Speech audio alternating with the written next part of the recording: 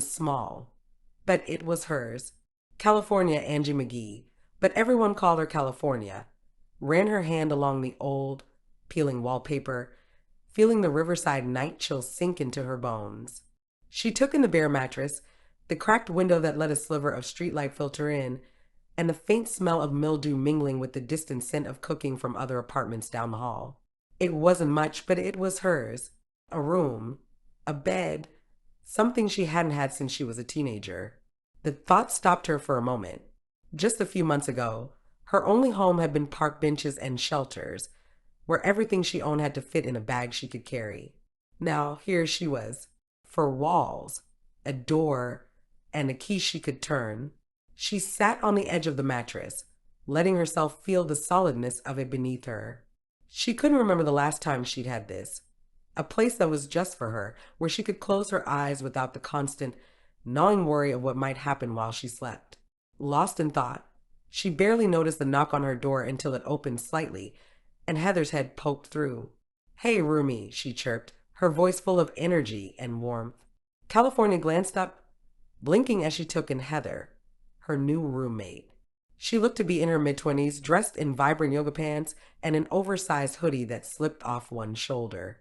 Her hair was pulled into a messy bun, and her whole face seemed to light up with a smile that was, California thought, maybe just a little too bright for someone with that much energy at this hour. "Hey," California replied, caught off guard but managing a small smile. Heather stepped fully into the room, giving California an excited little wave. "I'm so happy you're here. You have no idea. It's been just me and this quiet space for ages, and I was starting to think I'd scare everyone away with my energy." She laughed, a light, musical sound that seemed to bounce off the walls. "But you're here, and I can't wait to get to know you." California raised an eyebrow, her lips quirking into a smirk. "You don't scare that easy, do you?" Heather shook her head, grinning. "Not one bit. I'm a yoga instructor, so energy is kind of my thing. Anyway, I'll be out most days, so you'll have the place to yourself a lot. But if you ever need anything, coffee, extra blankets, whatever, just holler. I'm just down the hall." She pointed, even though California could already see the room was about 6 feet away. Before California could even fully process Heather's enthusiasm, Heather checked her watch, gasping. "Oh, gotta run to class, but I'll see you later tonight, okay? We're going to be such a great little household. I can feel it already." She flashed another smile, giving California a playful thumbs up, then disappeared as quickly as she'd arrived. When the door clicked shut, California let out a breath she hadn't realized she was holding. She stared at the empty space Heather had left behind, and against her better judgment, found herself smiling just a little. Heather's warmth was foreign to her, but maybe it was something she could get used to. Father Trevors' words echoed in her mind. "One step at a time, California. That's all it takes." Somehow, against all odds, she'd ended up here, with a bed, a door she could lock, and a roommate who seemed genuinely excited to know her. It felt like a miracle. She didn't believe much in those, but maybe this was close enough. Tonight, she had her weekly meeting. California pulled her worn coat tightly around her shoulders, letting out a sigh that turned into a pale cloud in the chilly air. The night was crisp, biting at her exposed skin, but she welcomed it. The cold felt raw, sharp, a reminder that she was still here, still fighting her way through each day, clawing her way out of the past one small step at a time. She lit a cigarette, the familiar spark flaring against the darkness. The smoke coiled around her face, and she took a long drag, savoring the bitter warmth of it. It wasn't much, but it was something to hold on to. She told herself she'd quit eventually. But tonight, well, tonight was one of those nights she still needed it. Some habits died harder than others. As she walked, California spotted a couple waiting at the street corner, a guy and a girl, close enough to feel each other's breath. The girl was laughing, her head thrown back, and he was looking at her like she was the only person on earth. They were wrapped up in each other, blissfully unaware of anyone else. She caught herself staring, an ache twisting low in her chest. Once upon a time, she might have had that.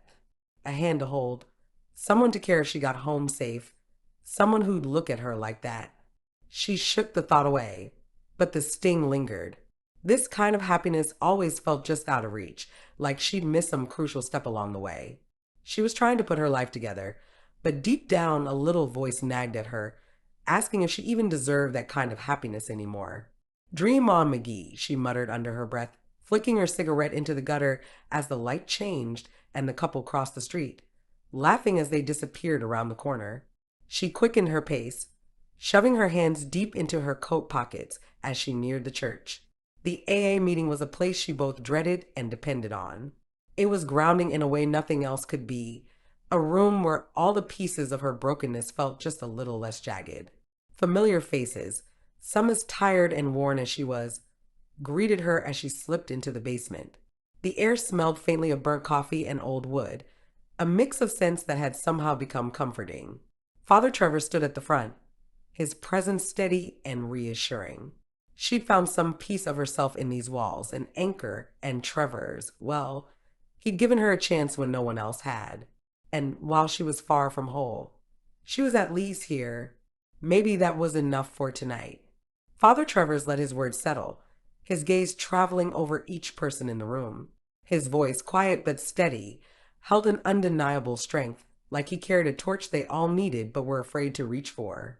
The young man a few seats down, who'd been staring at the floor since he walked in, shifted, lifting his head just a little, enough to look at Trevors directly. "So, how did you stop?" he asked, his voice cracking slightly. His hands were clenched tightly in his lap, his face full of the kind of pain that everyone in that room could recognize. "I mean, for real. How did you forgive yourself for all that?" California felt a twinge of sympathy. She knew that question well, the quiet, gnawing guilt that followed you around, refusing to let you rest. Father Trevor smiled gently, folding his hands in front of him. "Forgiveness," he said, "isn't something that just happens one day. It's a choice we make every day, one moment at a time, even when it's hardest." I found my way back because, like all of us, I realized I couldn't do it alone. We are reminded in Romans that all have sinned and fall short of the glory of God. He paused, letting those words sink in. But that doesn't mean we're cast away. It means we're all in need of grace. And grace is what carries us back, bit by bit. Another member, an older woman with a sharp face softened only by her tired eyes, raised her hand tentatively. "But what about when you feel like you're not worth that grace?" She looked down, rubbing her palms together. "When you feel like you've done too much wrong?" Trevors nodded, his expression deeply compassionate. "That's the hardest part, isn't it? Thinking we're somehow outside of love's reach. But I've come to learn that grace is exactly for people like us. It's the reminder that we're seen, even when we think we're invisible." In the book of Luke, we're told of the lost sheep, a shepherd who leaves 99 to go after the one. That one lost soul matters enough to be searched for. And I believe each of us is that one soul worth being found. He leaned forward slightly, making eye contact with the woman and the young man. "And if you ever find yourself questioning it, remember this. You're here tonight, aren't you? You showed up. That counts for something. It takes courage to sit in these chairs and share your story, to seek out people who understand. That's the first step, and it's no small thing." A low murmur of agreement rippled through the group, and California noticed several nods around the circle. It was a quiet acknowledgement, a kind of unspoken pact that each of them understood what it meant to be lost and somehow still searching for a way back. Father Trevors let the silence linger, his calm presence a balm over the room. He knew when to let things breathe. After a few moments, he smiled gently at the group. "Tonight, maybe we can just be here together in this shared journey. We're stronger in numbers, friends." The young man seemed to relax, his shoulders softening as he took in Trevor's words. California felt herself exhale too, a bit of the tension she carried loosening. She might not have all the answers, but she was here, and for now, that was enough. Father Trevors glanced at the clock on the wall, his voice soft as he closed the meeting.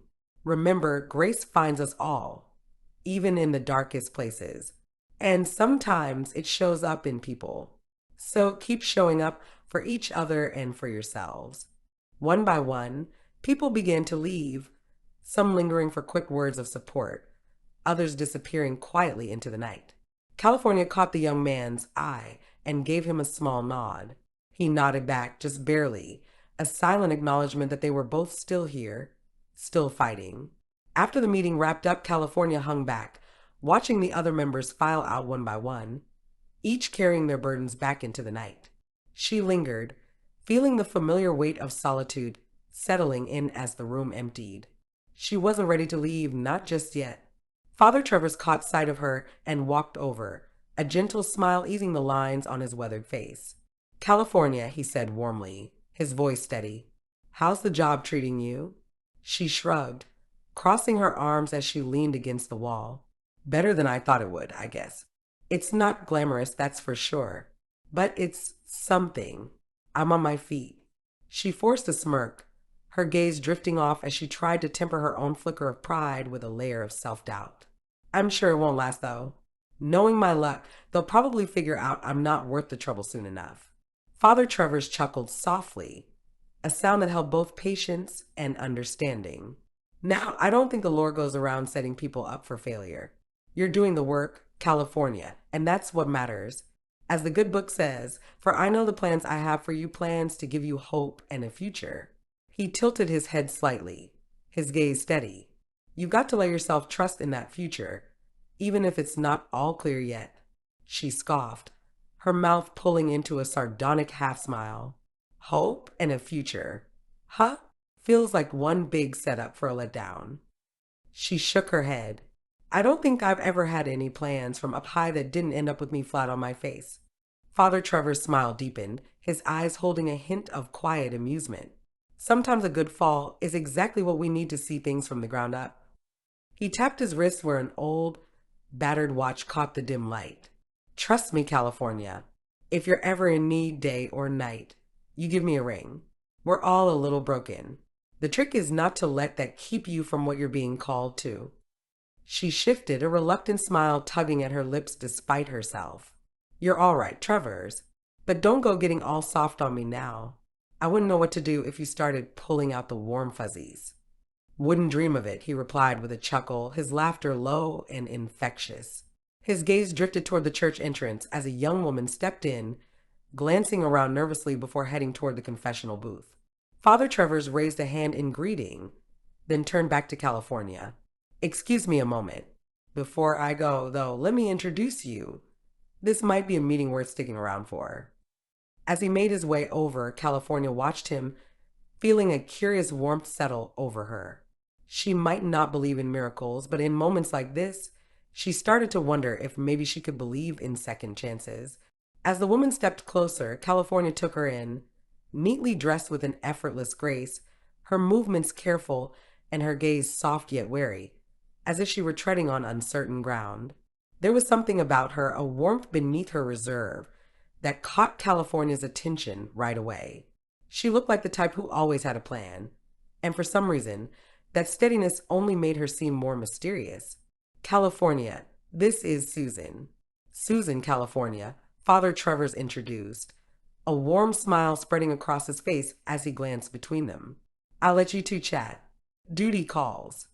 With a parting grin, he stepped away, leaving the two women in a quiet corner of the nearly empty church. As Trevors disappeared, California turned to Susan, feeling a slight thrill at the close, unexpected connection. So confession, huh? She asked, eyebrows raised, a hint of teasing in her voice. Susan nodded, her expression softening with a hint of embarrassment. Yeah, confession. It's complicated, she replied, a little laugh escaping her. I always thought I'd eventually outgrow it, but here I am, still coming back. California leaned in, drawn by something familiar in Susan's quiet vulnerability. Hey, there's nothing wrong with needing a little ritual, she said with a grin. That's why I show up to these meetings. Habit. Hope, maybe just superstition. But I figure whatever works, right? Susan's lips curved into a smile, her eyes lingering on California's for just a beat longer than necessary. You're right, she said softly, a warmth blooming between them. Iga just. I'm still not sure if I've forgiven myself. Not for being who I am, but for disappointing the people I love. California felt a familiar ache, recognizing the same raw edges she tried to hide in herself. She held Susan's gaze, her smile softening into something real, something that spoke of long, hard battles and quiet resilience. I get that, she replied, her voice low. But, seems like Trevors is one of the few who's actually got your back, yeah? Susan nodded, her shoulders relaxing, a grateful smile replacing her earlier hesitation. He really is. I don't think I'd be here if it weren't for him. She paused, glancing shyly at California. Do you maybe want to grab a coffee after? I'd love the company. California felt a spark she hadn't felt in ages, something that started as a flicker but seemed to grow as she met Susan's gaze. Coffee sounds good. I'd like that, she said, her voice a little softer, the weight of the simple invitation settling between them like a warm promise. Susan's smile widened, a blush creeping up her cheeks before she nodded. I'll just be a few minutes, she said, heading toward the confessional with one last glance over her shoulder. California watched her go, feeling a flutter she couldn't quite name. A job, a place to sleep, and now someone she wanted to know more about. Maybe it was just coffee, or maybe it was the start of something she'd almost forgotten how to hope for. Either way, for once, she wasn't running from it. She was ready to lean in to see where it would go.